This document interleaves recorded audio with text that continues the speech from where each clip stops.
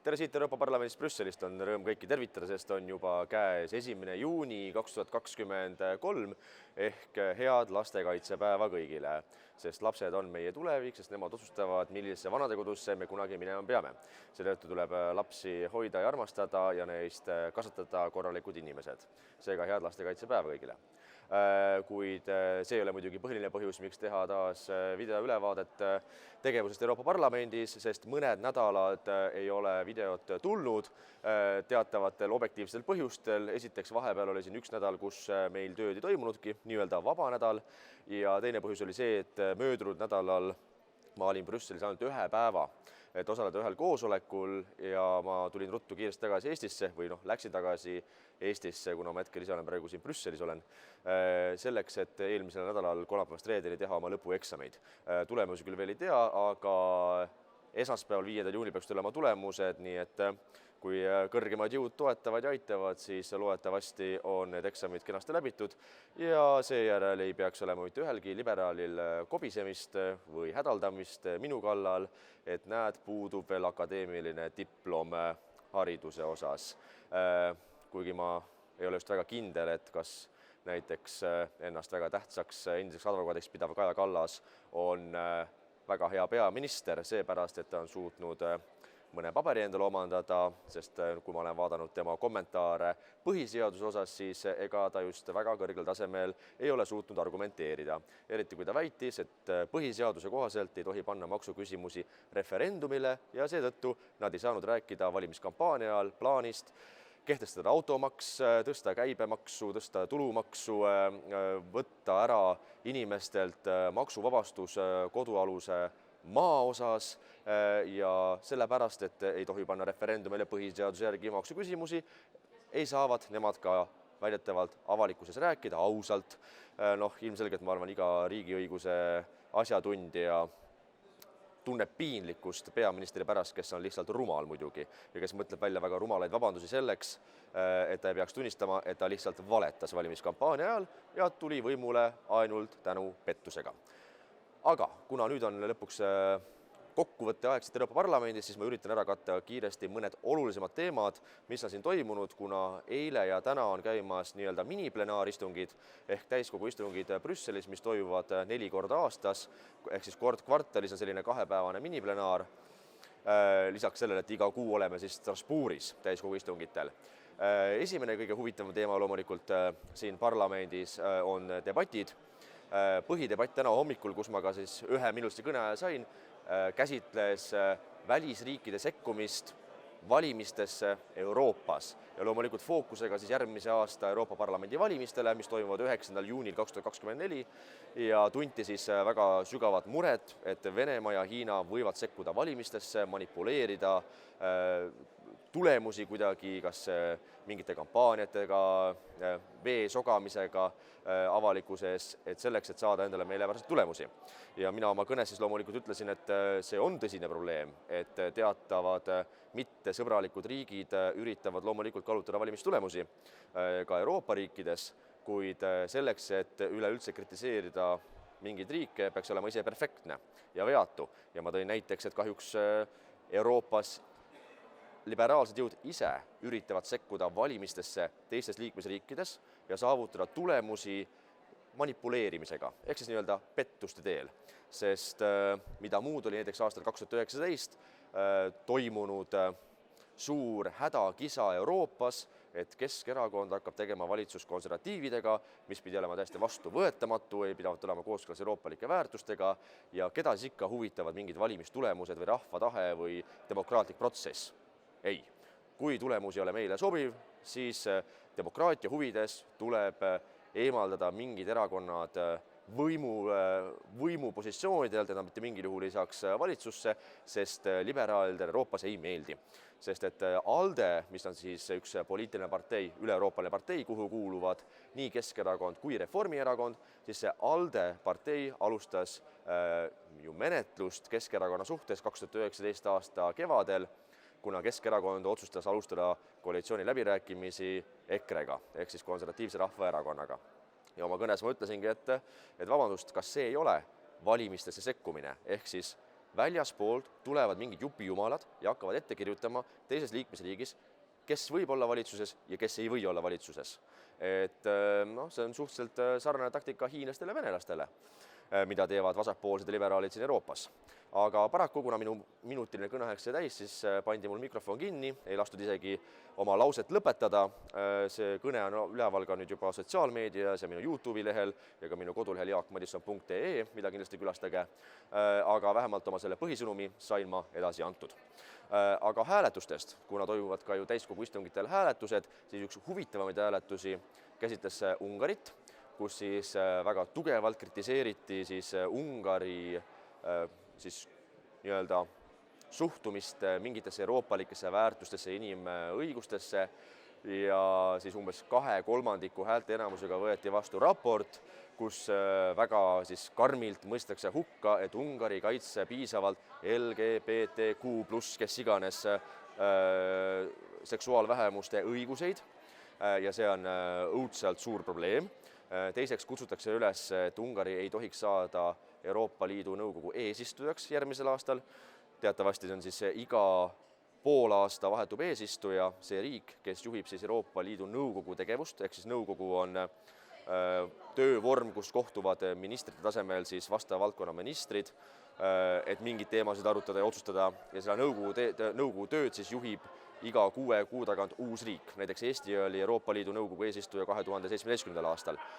Hetkel on eesistujaks Rootsi ja järgmise aasta esimesel poolaastal peaks olema Ungari. Ja nüüd loomulikult liberaalsed vasakpoolsed jõud karjuvad üle Euroopa, et kuna Ungari väidetavalt rikub siis inimõigusi ja mida veel, siis ei tohiks olla Ungari Euroopa Liidu eesistuja. Ma täitsa huviga vaatan, kuhu see mäng lõpuks välja jõuab, et las nad siis pigistavad. Lõpuks nad pigistavad nii palju teatud liikmesriike siit bürokraatide pesast, et potit lendab kaan õhku ja me lõpuks ei tea, kuhu see kõik välja jõuab. Kuigi tuleb tõele au anda, et loomulikult teatud asjades ma ka ei ole Ungariga nõus, eriti mis puudutab välispoliitikat ja kaitsepoliitikat ja küsimust Ukraina osas, aga selline põhimõtteline mingi liikmesriigi peksmine sellepärast, et nad ei ole nõus koogutama ja alluma mingite bürokraatide, tehnokraatide survele, et kuidas peavad elama mingid inimesed teistes riikides, nagu näiteks Ungari või Poola, siis ausalt öeldes käigu põrgu. Ja sellepärast nad üritavadki praegu karistada siis teatud liikmesriike. Kolmas teema, mis on vast üks huvitavaid olulisemaid, on see, et eelmisel nädalal ma koostasin ühe kirjaliku küsimuse Euroopa Komisjonile. Teatavasti siis ei ole meil väga palju parlamendiliikmetena võimalusi kuidagi siis kontrollida Euroopa Komisjoni tegevust, sest Euroopa Komisjon on piltlikult öeldes justkui Euroopa Liidu valitsus, kus on omad volinikud nagu ministrid ja see Euroopa Komisjoni president on justkui siis selle suure föderaalse ühenduse suur juht ja õpetaja ja liider. Ja üks töövorm vähemalt siis parlamendiliikmetele on kirjalike küsimuste esitamine Euroopa Komisjonile, kus nad siis peavad vastama 6 nädala jooksul sinu küsimustele.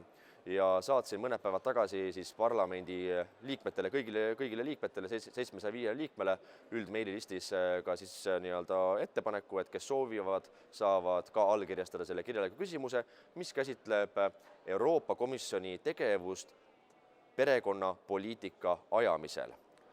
Ehk et kas Euroopa Komisjonil on mingigi plaan, kuidas lahendada demograafilist kriisi, kus Euroopa kahtlemata on, rahvastik vananeb ja hetkel ainukene nägemus Euroopa Komisjonil, mis siiamaani on olnud, on see, et vananevat rahvastikku asendada immigranttööjõuga kolmandast riikidest, kes peaks siis justkui ülal pidama meie sotsiaalhoolekandesüsteemi, sest fakt on lihtsalt see, et kui lapsi peale ei tule, siis rahvastik vananeb, kui piisavalt tööjõudu ei tule peale riikides, siis paratamatult enam lõpuks eelarved ei tule kokku ja millest sa maksad siis pensioneid ja millest sa maksad haigekassad kinni, kui lihtsalt pole enam maksubaasi selleks, sest inimesed ei saa lihtsalt lapsi. Sest tänane Euroopa justkui heaolu ühiskond või süsteem, kus inimestel on võimalik minna juba 60 või 70-aastaselt pensionile ja saada terve ülejäänud elu pensionit või et inimestel on võimalik saada tasuta arstiabi, see kõik on saanud teoks ainult tänu sellele, et 50-ndatel oli tohutult suur titebuum. Ehk siis sul tuli piisavalt palju lapsi peale, kes lõpuks läksid kunagi tööle, maksid makse ja siis oli võimalik üles ehitada solidaarne süsteem, kus vanemate inimest kantakse hoolt, igal inimesel on õigus arstiabile ja selle maksab kinni ühisest katlast maksumaksja. Aga kui enam lapsi peale ei tule, siis inimesed teavad küll oma õigusi ja ma olen ka väga palju vaielnud erinevate inimestega, kes väidavad, et kuna nemad on terve elu töötanud, mitte ühtegi last küll saanud, siis selle pärast, et nad on terve elu töötanud ja maksnud makse, peaksid nad saama terve oma vanaduspõlve riiklikku pensionit ja veel tasuta arstiabi. Siis kuidas sa seletad ullikestele, et paratamatult need tänased maksud, mida keskmine maksumaksja maksab, lähevad olemasoleva süsteemi ülalhoidmisele ehk siis tänastele pensionäridele pensioni maksmiseks. Ja kui sina omakorda kunagi siis 30 või 40 aasta pärast jääd pensionile, siis peavad sulle pensionit maksma nooremad põlvkonnad, kes käivad tööl ja maksavad makse. Aga kui nooremat põlvkonda peale ei kasva piisavalt, aga vanureid tuleb aina rohkem juurde ühiskonna vananemise tõttu, siis enam süsteemi ei tule otsa kokku. See lihtsalt on matemaatiline fakt. Ja seetõttu inimesed on muidugi väga egoistlikud, arvavad, et minu keha, minu valik, tahan saada lapsi, ei taha saada lapsi, see kõik ongi vaba valik. Aga kui sa otsustad terve elu elada endale, mitte siis panustada ühiskonna keskmisesse, siis paratamatult pead sa ka arvestama faktiga, et sa ei ole võrdväärses positsioonis inimesega, kes on saanud 4 last ja sul pole samasugust õigust nõuda vanaduses sama suurt pensionit, kui on 4 lapse emal. Aga igastahes ma lühidalt kannan ette ka need küsimused, mida me siis Euroopa Komisjonile saadame. Ja toome ka sissejuhatuses ära, et alates 2019. aastal siseasjade volinikuks nimetamisest on Ylva Johansson, ehk siis Rootsi sotsialist, mitmel korral väitnud siinsamas parlamendis, et Euroopa vajab rännet, et lahendada tööjõupuuduse ja rahvastiku vananemise probleemi. Ja uus Euroopa Liidu rände- ja varjupaigapakt, mille komisjon pakkus välja 2020. aastal, tuleneb otseselt sellest seisukohast, et Euroopa õitsenguks on vaja rohkem seaduslikku rännet ja väärib märkimist, et komisjoni esmane kohustus on kaitsta eurooplaste huve. Lisaks peaks volinik Johanssoni missiooni oma ettepanekutes keskenduma mitte ainult rändega seotud küsimustele, vaid ka sisejulgeolekule, Euroopa eluviisi edendamise kaitsmiseks. Või sellest tulenevalt tegime 3 küsimust, et kas komisjon on mõelnud, et Euroopa perede toetamine rohkemate laste saamiseks võiks samuti leevendada tööjõuprobleeme pikaajaliselt. Teiseks, kas komisjon kavatseb Euroopa demograafilise kriisi valguses edendada ideed, et peredel oleks rohkem lapsi? Ja kui ei, siis miks mitte? Ja kolmandaks, komisjon on teinud palju tööd, et edendada LGBTQI+ õigusi ja nii-öelda vikerkaare perede ideed.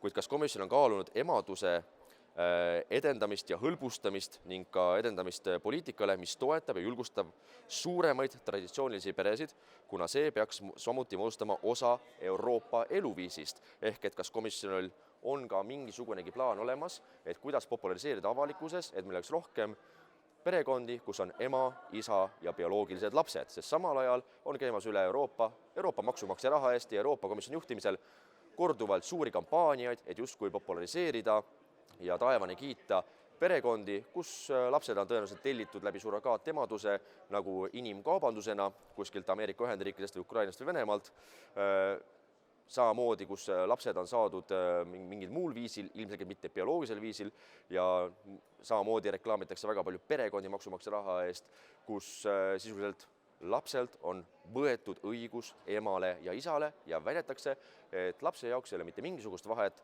kas ta kasvab oma päris ema ja isaga või mingite kasuvanematega või mingi 2 täiskasvanud inimesega, kel endal on peas probleem ja nad tahavad mängida perekonda ja tunda ennast võrdväärsena, kuigi inimene, kes ei ole võrdne tavaliste perekondadega, ei saa olema mitte kunagi võrdne ja kirjutagu lõpuks seadust ümber, perekonnaseadust ümber, nii palju kui tahavad. Seda võrdsust eilselt ei tule.